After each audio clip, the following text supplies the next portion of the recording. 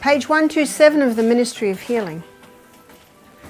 So we're going to go there again, because what that page contains is everything that we need as medical missionaries.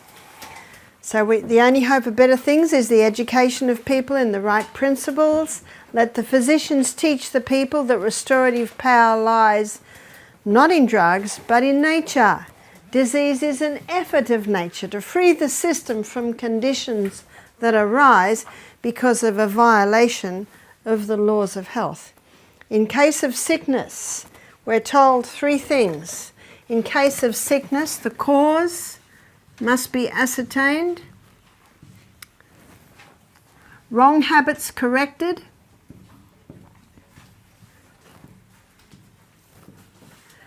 and how do we know what the habits are? What do we compare them with? Those 8 laws, yeah? Wrong habits corrected. There's one more thing. Unhealthful conditions changed. Chop the trees down to let the sunlight into the house.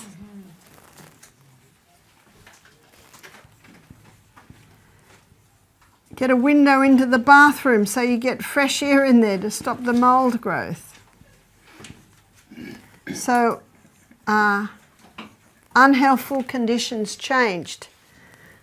That's the first three.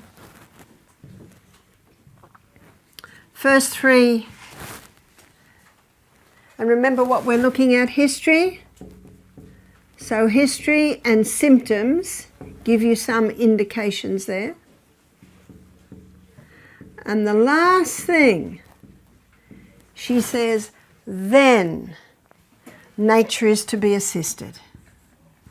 Nature is to be assisted in her efforts to expel impurities and re-establish right conditions back in the body. That's not quite right, is it? Assisted. There's another S in there. Assisted. Yeah. On the hook on symptoms.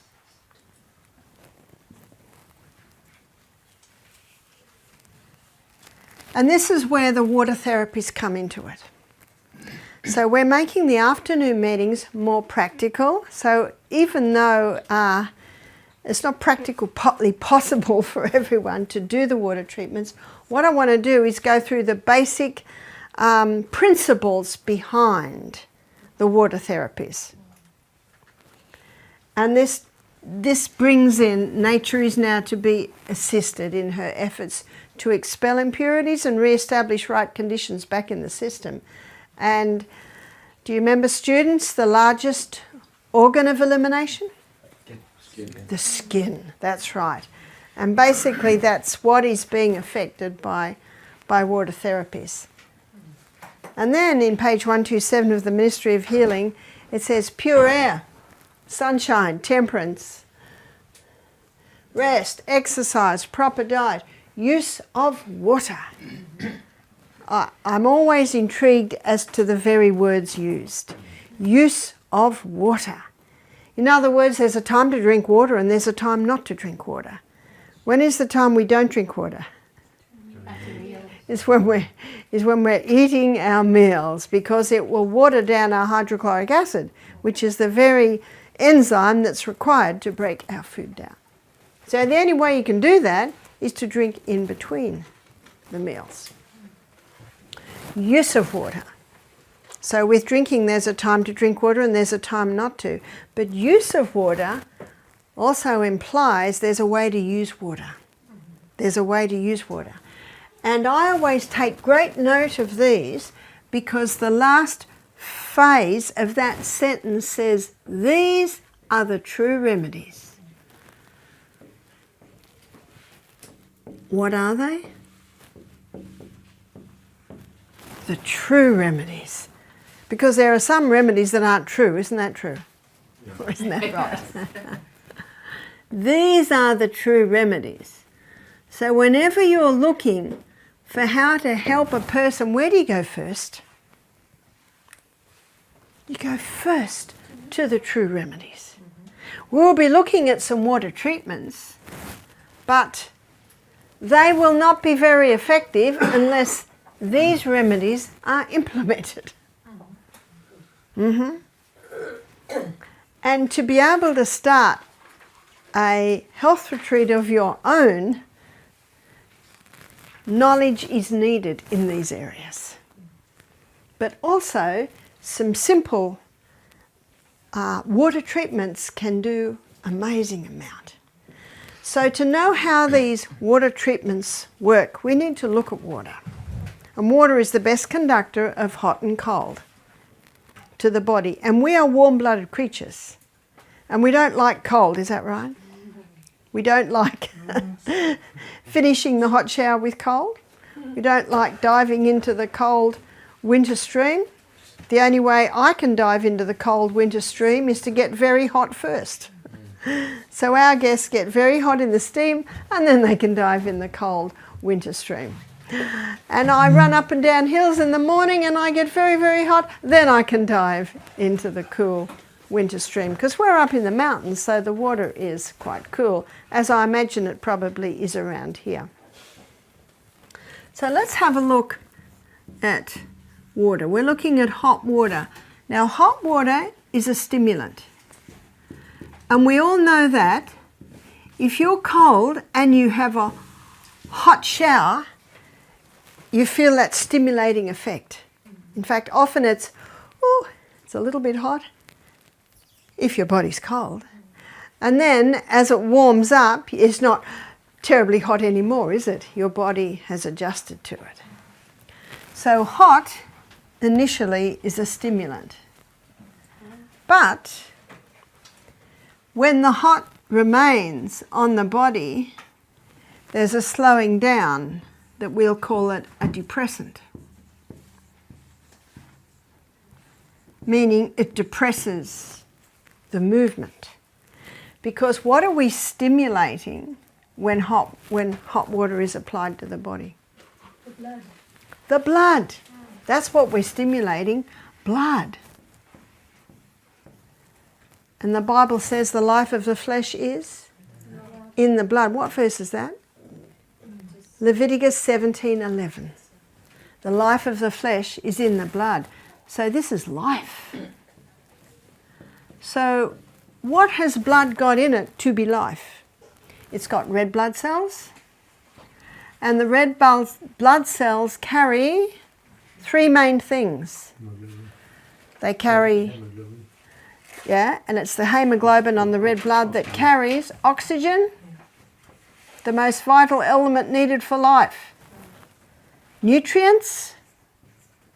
Our stomach's very busy at the moment digesting lunch, and little by little the nutrients are going into the blood, and tomorrow I'll show you straight to the project manager, the liver, and then the liver determines what happens to those nutrients. And the third thing is water. But right now I want to list the four vital elements needed for life. And you can find this any chemistry book, biology book, anatomy and physiology book. 4 vital elements needed for life. Number 1 is oxygen. Number 2 is water. Number 3, does anyone know? Sodium. And number 4 is potassium. Sodium is found in highest concentrations in seawater. That's why our salt's important. Potassium, where do we get that from? All our fresh fruits and vegetables. They're high in potassium. These are the 4 vital elements needed for life. And it is the blood that is the carrier of those. Blood also, the red blood cells do something else. They carry away waste. And that's very important.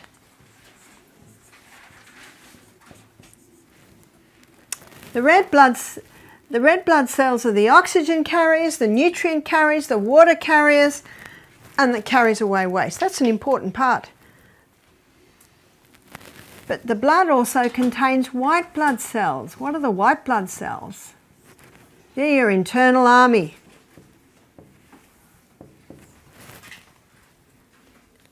No wonder the Bible calls the blood the life of the flesh.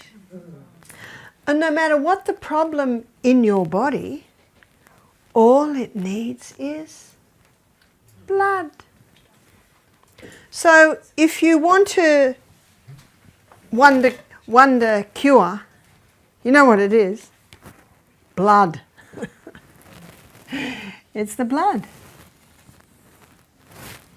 And water is the best mover of blood.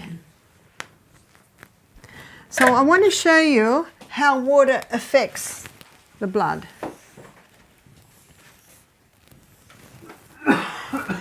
So when you apply hot water to the body, it has a stimulating effect. And it takes approximately 3 minutes to get from the stimulating effect to the depressing effect. Cold. When you first apply cold to the body, what's the effect? It's a stimulant. That's right. In fact, it's the best stimulant there is. A young man who's a friend of mine, he got into the habit of having coffee every morning. And he rang me one day and he said, I found something better than coffee. I said, oh, I'm so glad. He said, I finish my hot shower with cold in the morning. It's a stimulating effect. That's why we go, when it touches us.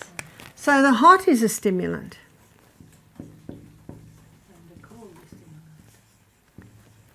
But it's not long once the cold, or once the person is in the cold water before what happens? Depression. This is why so many people died when the Titanic went down. There were many people in that water and their body just stopped.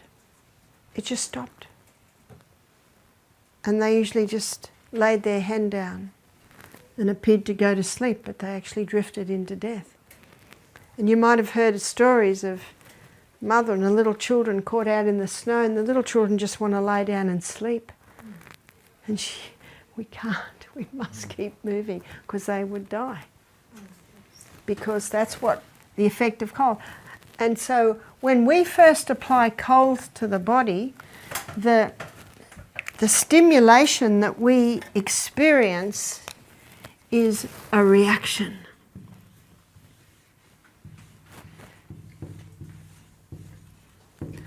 So that stimulating effect is a reaction. How long does it take to get from stimulant to depression? 30 seconds. That's right, 30 seconds. That's not long, is it? 30 seconds. Now, the intrinsic factor of cold is that it's a depressant. That's the intrinsic effect of cold. It is a depressant. The intrinsic factor of hot is stimulation.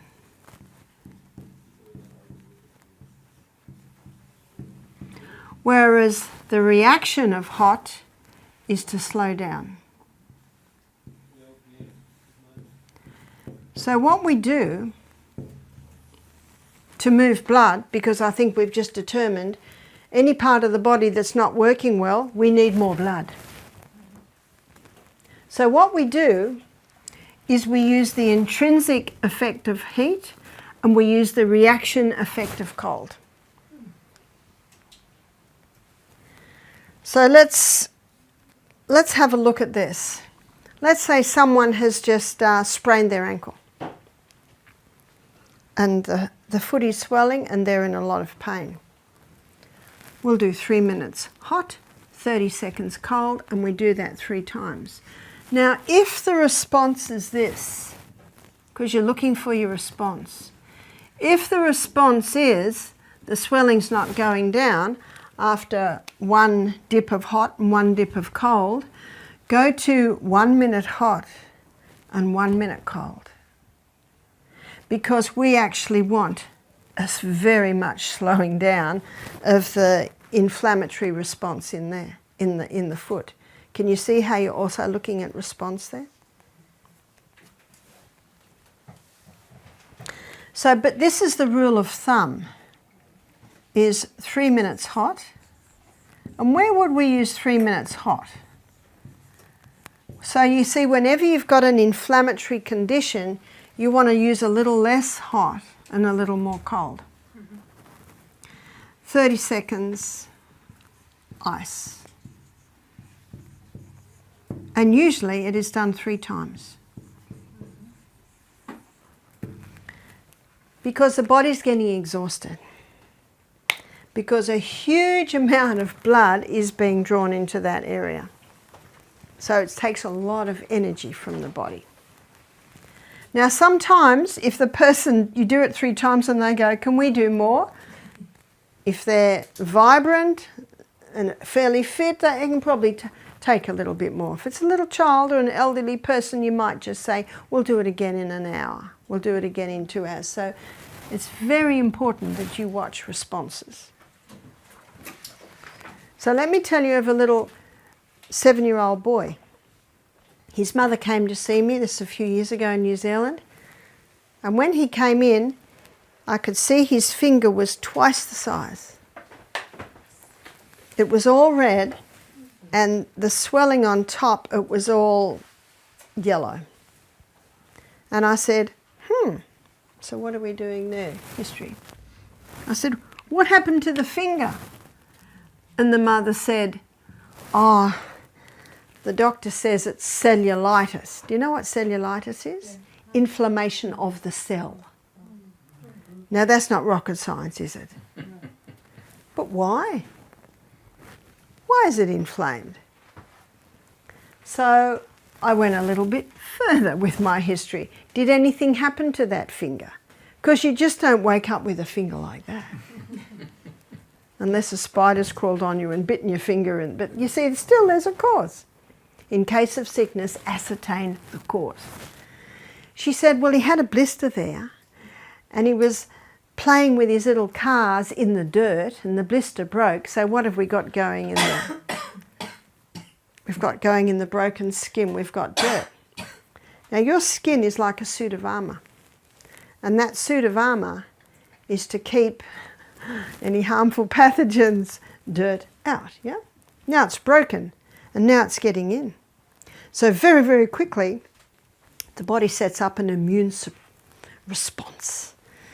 And it sends lymphatic fluid there. Lymphatic is your body's vacuum cleaner. And with your blood, you've got 5 different types of white blood cells, and the lymphocytes are the scouts. So they contact the neutrophils, and they come in abundance. So you've got swelling, and all that yellow on top. Remember, it's dead white blood cells. What often happens in an injury, the blood tends to sit or pool in that area. So what we've got to do is move fresh supplies in and get the old out. So I questioned a little bit more. I said, what have you been doing? Oh, he's on his 2nd course of antibiotics. And it still looks like that. And what's the definition of insanity? To do what you've always done and expect different results. And I'm not criticising this mother. She didn't know what else to do. Can you see these stories that I relate show you that the only hope of better things is the education of people in the right principles? She said he's on painkillers because it's so painful. Do you know that most pain is due to inflammation? And if you can get inflammation down, you can get pain down. And this is an incredibly effective way to get inflammation down. He's also on sleeping tablets. He's 7. I said, can I try something? See what you're doing? You're getting permission. This is where the I comes in. I never do anything without permission. So I said to the mother, can I try something? And to the little boy, yes. So I got 2 cups, one with hot water and a kettle of boiling water. One with cold water with a few ice cubes. And I've got to work with this little boy. And you know, God is not a God of force, is he? And a man convinced against his will be of the same opinion still. So you're working with the will. You're always working with the will. You'll always get permission. So I said to him, put a good finger into the hot water. Oh yeah, that's quite nice. So now he is willing to put his sore finger in, because you see what he's just done? He's just gained a bit of confidence because the good finger liked it. He put his sore finger in. Oh! What am I watching for a response? So I put an ice cube in the hot water. And I said, try that now. After a few minutes, he said, ah, yes. Now the first hot wasn't really hot because his finger was so tender. But I know that after the cold, he'll be able to handle more hot. So how long in the hot? 3 minutes. Then into the cold for 30 seconds. Can you see what we're doing here, students? We are using the 2 stimulating effects, the intrinsic of hot and the reaction of cold, to move blood. Because that's what we're moving, blood. That's what it's stimulating, blood movement. 30 seconds in the cold. While it's in the cold, I get the boiling kettle and I put a little bit in. And he's watching me. And I said, put your good finger in. Are you happy with that? He said, yes. I said, after being in the cold, I think your sore finger will be okay. So he agreed. And it was okay. Often that numbing effect of the cold will allow a little bit more heat. How long did I have it in the hot? 3 minutes. Using the intrinsic factor of hot, which is stimulation. And then back into the cold. The little boy started to smile. What does this response tell you? He's getting relief. Already? What are we up to now? We're up to about 7 minutes, is that right? Yeah. 7 minutes. And he's getting relief. How long does it take a painkiller to take effect? Half hour? Yes, yeah. 7 minutes. Back into the hot. Again, I put a little bit more boiling in. He's watching me. I'm smiling. Smile all the time. You know what the smile says to children? Everything's good. That's why I've said to mothers before, when you go into your sick child, don't frown and don't look worried. Smile, even though you're terrified. Smile. Because that can compound the whole situation.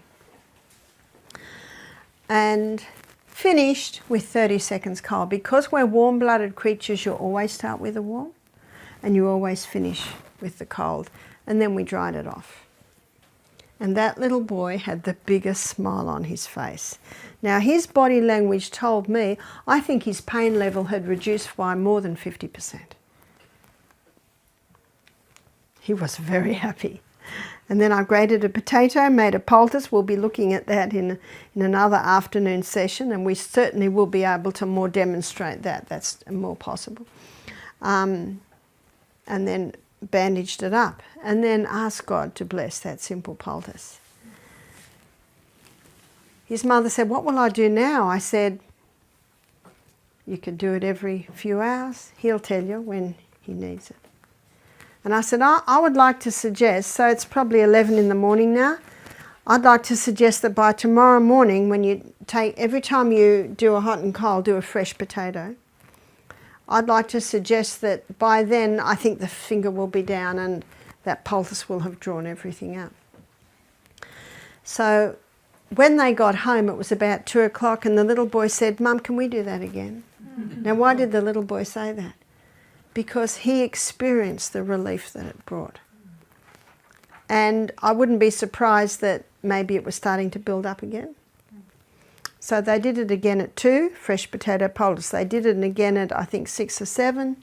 Let him have his shower and then put a fresh one on. And in the morning, didn't need sleeping tablets that night. Didn't need painkillers that night. In fact, he slept the best he'd slept for 10 days. And then in the morning, she said, when they took the poultice off, everything just came out. Wow. Do I need to advise them anymore? Can you see what they're doing now? They're if it works, do it. So if it's good, do it again. If the pain comes back in 2 hours, do it every 2 hours. Because we have been spoon-fed medically, and it's taken away all responsibility for what's happening with us, I find one of the hardest things I do is to encourage people to trust their bodies and listen to their body's response. So I often say to people, have you ever been to a doctor or a health professional who won't listen to you? And you'll get lots of nods, and I say, don't be that doctor. If your body speaks, listen. If it works, do it. If it gets hurt again, try it again. Remember, there's a bit of time here. Time is necessary. Now, those treatments will be far more effective if that little boy is drinking adequate water, if that little boy is going to bed early, if that little boy is getting nourishment. You see what the laws do? They ensure quality blood. And the blood, as you can see, is the healer. All we need is blood. And those hot and colds are the most effective at bringing blood to an area. So you can do hands, you can do feet. Our exercise coordinator was playing soccer with his boys and he twisted his knee. So he had 2 tubs this big and he'd kneel on the floor and put the knee in hot and put the knee in cold. He found that on his hands and knees, he found that that was just the best way to do his knees. And I was, I got a new pair of joggers. They were my barefoot joggers, and running up hills, I think I used different muscles and I strained the bottom of my foot. So to the point that I got plantar fasciitis. Have you heard of plantar fasciitis? There's I think it's a ligament on the bottom of your foot called the plantar fascia. And itis just means inflamed. And I didn't know what was wrong with my foot. I tried this, I tried that. I jumped out of an aeroplane doing a skydive about 18 years ago. And I thought, it was that foot, maybe somehow it's become inflamed again. So I went to see a doctor and I explained it to him. And he looked at my foot, he laughed, he said, you've got plantar fasciitis. I said, what? Plantar fasciitis? He said, yeah, that'll take 10 months to heal that. So I went home and I got 2 buckets. And I did 3 minutes hot and 30 seconds ice cold, 3 times. And I did it every morning and I did it every night. And if I was travelling, lecturing, because this is 8 years ago now, I had buckets in the car. And whenever you stay in a hotel, what have you always got? A motel? A kettle, because everyone wants cups of coffee. And a little freezer in the fridge, because everyone wants ice on the rocks, is that right? Or gin on the rocks, or they want. So the first thing I do is check, yes, I've got ice, and I could do hot and colds. Now, how long does that take? At the very most, 15 minutes. That's not long, is it? So I did hot and colds. And I got those famous German sandals, Birkenstocks, which were great for the feet. In fact, I still wear them most of the time. And in 6 months, it was totally healed. How long did he say it would take me? 10 months, yeah. So often with ligaments, it takes a lot longer. Bones are quick because you can immobilise them. If I was on my feet lecturing and my foot would start to ache and I'd stand on one foot, I'd go straight home and I'd do hot and colds, and my pain levels could go from 8 out of 10 to 1 out of 10. Hydrotherapy, this is water therapy, has been used for centuries, and in the area of pain relief, it is without peer or without equal. I've just quoted a statement from one of Dr. Kellogg's water books. And I saw that in my plantar fasciitis. I saw that in this little boy. It's those hot and colds. Because remember, what's one of the number 1 causes of pain? Inflammation. And can you see how this brings down the inflammation by moving the old, stale blood out of the area and naturally reducing it?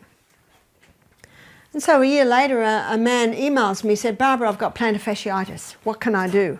And I say, aha, hot and colds, at least once a day, twice if possible. Basically, the more often you do it, the quicker it's going to heal. 2 weeks later, he emails back, I've still got it. I said, yes, it's going to take time. But I experienced that you can manage it with these hot and colds. A week later, I'm going back to the doctor, it's not better. And the doctor gave him a cortisone injection straight into the foot. Cortisone will reduce inflammation, but guess what? It just comes back. 2 months later, Barbara, I've still got it. What do I do? Do you know what I said to him? I just go back to my previous email. I'm very gracious, but I've already told him. You see that? I have told him. There it is. There it is. There it is. We had a lady do our program and she was limping. She was a little overweight, and whenever people are carrying excess weight, that always puts extra pressure on knees, ankles. I said, what's the matter with your foot? She said, I've got plantar fasciitis. I said, oh, how long have you had it? 18 months. 18 months. Whew. So we did hot and colds in the morning, hot and colds in the afternoon. And what we do with our guests, we'll do the first one on them, and then after that we'll let them do it. Because remember what our institutions are? Teaching. Teaching people how to do it themselves when they go home. Within 3 days she's walking. Walking. She's not better, but she's come a long way. So such a simple thing. Whenever there's inflammation, the hot and colds have a huge effect. What about on the chest? Well, on the chest you would use fermentations. And there's a couple of things you can do for fermentations. I first read about this with Dr. Kellogg's work. And he says get a big saucepan of boiling water, and he said you must use wool. When you're doing hydrotherapy treatments, and you're putting wool on it, it must be wool. Always wool. Wool is a far better conductor, and it doesn't chill, and it holds the heat much longer. So I got a woolen blanket and cut it into 4, and I would fold it in half, fold it in half, fold it in half again so it's long. And this is what he says to do, because this is how I first started. I just had his book. You twist it, and then you dip it in the water, and then you twist. You twist and you pull it out, and the excess water runs off. And then you take it to a table and fold it out so it's that wide. Remember, it was only that wide when I dipped it, so I fold it out half. It's this long, and then I quickly fold it in thirds, and then I wrap it up in a towel, and that'll keep hot even for probably 5 minutes. And then I go to the person. And why am I doing a fermentation on their chest? Because they've got asthma or a pneumonia, but a congested chest. And what I do is I lay a hand towel over there that's dry. Then I put this, open up, quickly put the pack on, and then cover it with another woolen blanket. And then I watch them very carefully. In fact, I'm staring at their face. And I say, is that okay? You never press down because this is steam. You just lay it. If they say it's too hot, you just pull the whole top off and you wipe the moisture off with your hand. And then lay it down again. And watch them very closely. Watching the response is of the essence.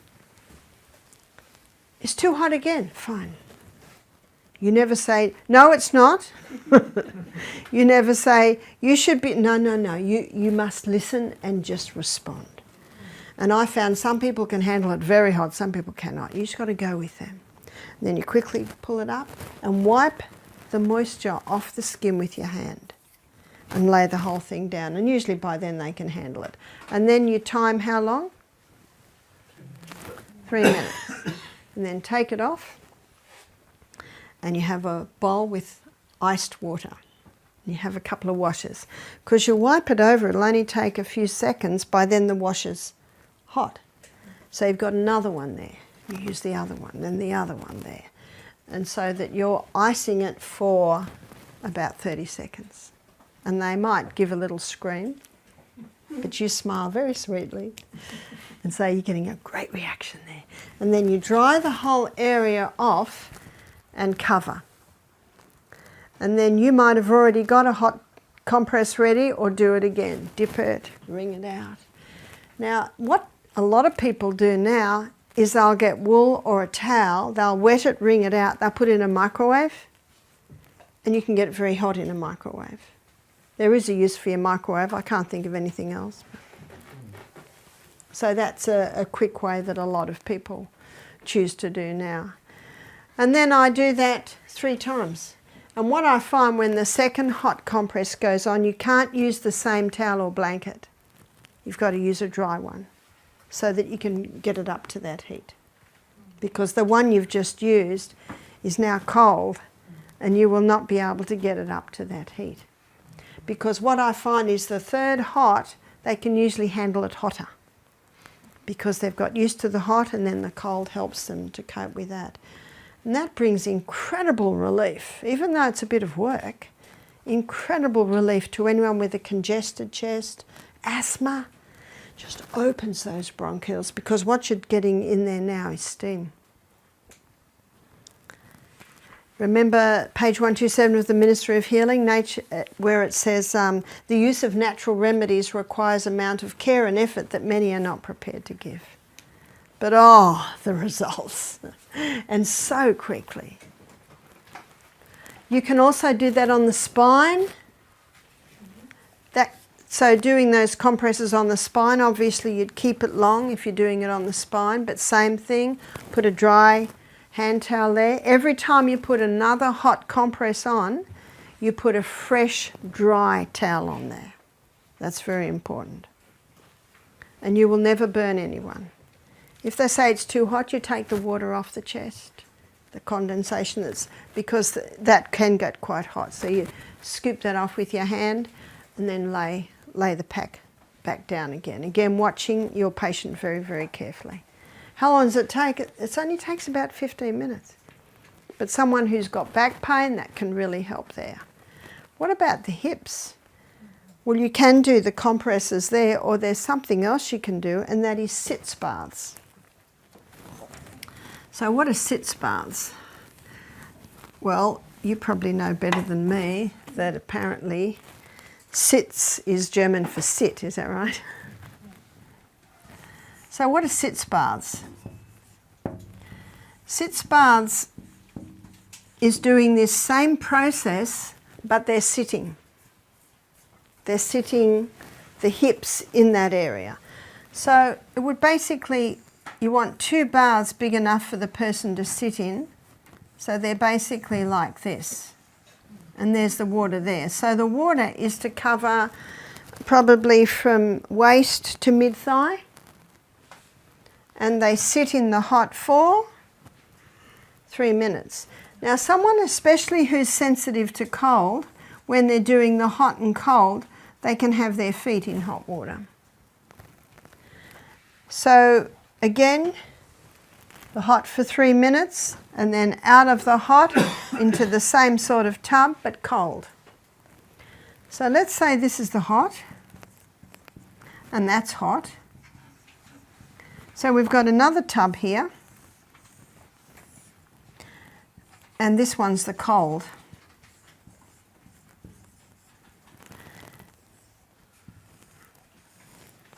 And the little tub they put their feet in, it's hot. So the feet you always have in the hot. And that can be very helpful for someone who is maybe a little underweight who really feel the cold. And when you finish the 3 minutes hot, the 30 seconds cold, when the person stands up to dry themselves, then they put their feet into the cold and finish. You always finish with cold. And you might like to write this down because this is important. Cold equalises the circulation. Because we've really disrupted circulation with this movement. It equalises the circulation and it prevents chilling, closes the pores. So finishing with cold is very important. So where would we use the sitz baths? You could use the sitz baths for constipation. You could use the sitz baths for irritable bowel, for Crohn's disease, colitis. You could use the sitz baths for hemorrhoids. Now, if the person's hemorrhoids are such that it's hard to sit, have you seen those rubber pillows that have like a ring, blow up? So a blow up pillow like that can be sat on there. That would, especially for be so for someone who's a little underweight and doesn't have much padding on them. So the way you'd use the sitz baths would be for the colon, including all the things that I just mentioned. You would also use it for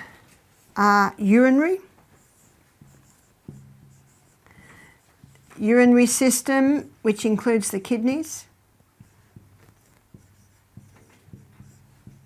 And that's why it's important that it be right up here. So your kidneys are just under your ribs. So urinary tract infection, incontinence. See, that area is controlled by a muscle. And the hot and colds onto muscles tones and strengthens them. And the other area that you could use it for is reproductive. So for a man, it could be used for prostate problems. The prostate, the closest area to the skin for the prostate is between the scrotum and the anus. So that's the area you want to target if you do treatment. So, you know, you hear a lot about men with prostate problems today. So it could be used for that. It can also be used, of course, for women. So for women, it could be used for fibroids in the uterus. It can be used for cysts on the ovaries, polycystic ovarian syndrome. So there's a lot happening in that area there. So the sitz baths can be very effective for any of these areas. Now, let's say we've got someone who's just a little overweight and can't get down to sit in the sitz baths, and you're advising what they can do at home. What they can do at home is they can do it in a bath. So here's the bath and here's the water. So they sit in the bath, and the only part they allow into the bath is their feet and their hips. And after 3 minutes, they can sit up, and maybe they'll have a bowl of cold ice water with a towel, and they can wrap that around and wrap it maybe between their legs, depending on exactly where the problem is. And that will warm up quickly. So you've got another one there, and quickly swap it over so that you try and get about 30 seconds of cold to that area. So that is another way that it can be done if sitting in the sitz baths is not possible. Necessity is the mother of invention. So you find a way to be able to do it. But they are very powerful. And I'm going to give you a story to illustrate. We had a young man come and do our program. He was 15, and he was having accidents in the classroom with his bowels. You can imagine how embarrassing that is for a 15-year-old. Sometimes he had diarrhea, that's when he had the accidents, and sometimes he had constipation, he didn't have accidents then. So that told me we've got a couple of problems here. One is the gut's not working well because we shouldn't have alternating diarrhea and constipation. And the other thing it told me, there's something wrong with that anal sphincter, that it cannot hold the feces. He'd already had one operation. You don't want anyone cutting or doing anything to that area. And they didn't want to do another one, as you can imagine. So what we did was we did sitz baths on him every morning and every afternoon. And we assessed the gastrointestinal tract. So he had no diarrhea when he was with us. Things were running well. But he did the sitz baths twice a day. Now, I've got to be realistic, and that's why it's very important as medical missionaries, we are also social workers.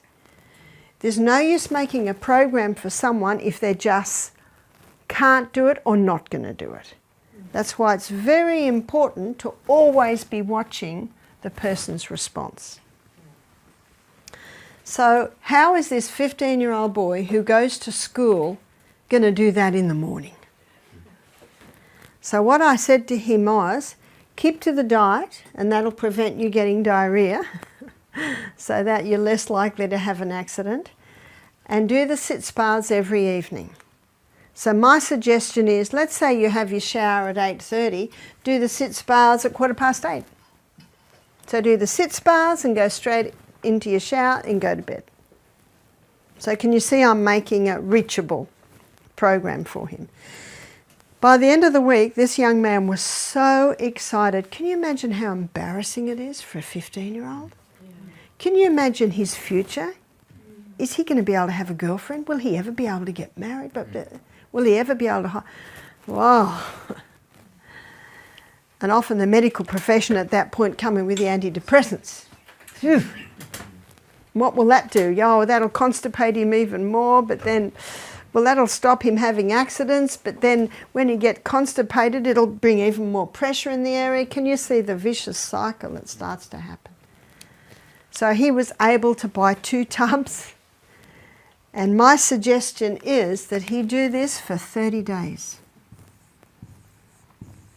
Non-stop. Because when you do these sitz baths, say you do one sitz bath, you have an effect. Did you know that the next sitz bath, the effect is doubled? So, I don't know, you do the maths on that. How powerful is number 30? Because the next one intensifies the action of the previous one. And that's why we say 30 days. And then you can have a break for a month. If you want to do it again, do it for another 30 days. I didn't hear back from this young man. Sometimes no news is good news, is that right? Mm-hmm. But we had a lady come 3 years later. So the boy's 19 now. She said, have you heard? I said, no, we haven't. She said, he's totally healed. Amen. Totally healed. She said, he's just gone on an overseas trip with his parents. And he's got a girlfriend. They're thinking of getting married in a few years. How nice. What fixed him? The body. The body when given the right conditions. Where's the if? The human body will heal itself if given the right conditions. All he did was sit in hot and cold water. It's a very powerful treatment, incredibly powerful. We had a young lady do our program, and she was a very beautiful woman. She was a career woman, and she had a little skin tag, maybe 1 centimetre long, near her anus. She wanted me to have a look. She said, Barbara, I'm thinking of having it cut out. I said, don't. I said, does it cause you any problems? She said, well, no, I just don't want it there. Well, I like to suggest no one sees it. But she made the choice to have it cut. Her husband rang me. He said she can't work, she can't do anything, she's in so much pain. Can you imagine a cut and stitch in that area? That's what they used to do for forms of torture. I said, bring her to the retreat. So they brought her to the retreat. She was a mess. She just cried half the day. She was in so much pain. She didn't want to take painkillers because if she took painkillers, that would constipate her more. So we did sit spas. And she was able to sit quite comfortably. If she couldn't sit comfortably, we'd put the ring there. Even just, you know, those blow-up neck pillows, you could even half blow that up and put it down and they could sit on that. And we just saw every day she got better and better. And we put a little poultice on that at night. You need something very soft and very soothing for the area. I think we used slippery elm, which is very soothing. When her husband came to pick her up, she was standing there smiling and she walked out. He could not believe the difference. Now, she's not better, but she's come so far. She didn't have to take any painkillers because the hot and the colds did it. What did the hot and colds do? They just increased blood to that area. What does that mean? More oxygen, more nutrients, more water, more waste is carried away. And so her wound could heal so much quicker because of that. So simple and yet so powerful, so incredibly powerful. Dr. Kellogg has written something like, he's written textbooks on hydrotherapy, which is water therapy. But what I want to do this afternoon, I want to show you how it works. I want to show you why it affects the body in such a dramatic way. And I wanted to give you some simple treatments that you'll be able to use in your health facility.